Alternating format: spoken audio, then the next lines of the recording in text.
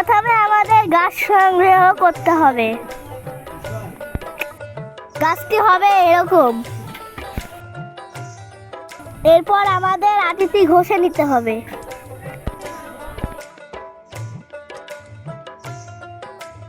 এবার আমাদের আটিটি ভালো করে ঘষে নিতে হবে। আটি ঘষার শেষে আটিটি হবে এরকম।